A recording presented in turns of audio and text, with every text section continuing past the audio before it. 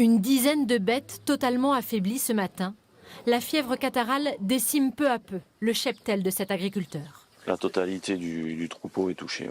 On est impuissant complètement. Dans cette exploitation, 50 brebis sont mortes en quelques jours. Et les symptômes sont toujours les mêmes. Elle mouche énormément. Elle a toutes les muqueuses qui sont enflammées. Dans l'instant, elle a beaucoup de mal à respirer. Résultat, les animaux ne se nourrissent plus. Normalement, quand on met de la luzerne, elle se jette dessus. Cette épidémie tuerait en moyenne 30 à 40% des bêtes d'un même élevage. J'en ai laissé une en bas et elle n'arrive pas à monter. Chez ces deux frères, les béliers sont également concernés. Si on n'a plus de béliers, on n'a plus d'agneaux, et derrière, la filière va avoir des grosses difficultés, quoi. Leur troupeau n'a pas été vacciné. Au printemps, le vaccin était vendu 10 € par bête. Trop cher pour les agriculteurs. Voici le stock qui reste, donc uniquement 5 flacons. L'injection est désormais à 2 €, mais la vaccination arrive un peu tard.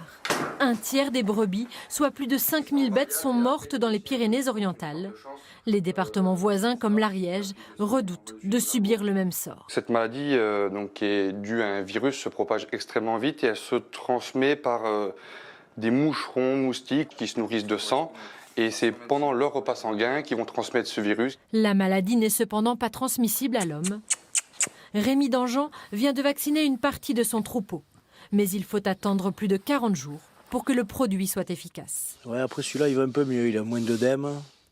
Dans le nord de la France, région elle aussi concernée par l'épizootie, la vaccination massive financée par l'État a permis de limiter le nombre de décès. Mais un nouveau variant plus virulent vient d'être détecté. Certains élevages ne se relèveront pas s'il n'y a pas quelque chose qui est fait pour les aider. Avec la Chambre d'agriculture, l'éleveur réclame une indemnisation de 150 € par bête touchée. Une aide à la brebis morte, entre guillemets, ça nous paraît être le plus simple, facile à mettre en place. Seule lueur d'espoir, en Ariège, les troupeaux montés en estive sont pour l'instant moins contaminés qu'en plaine.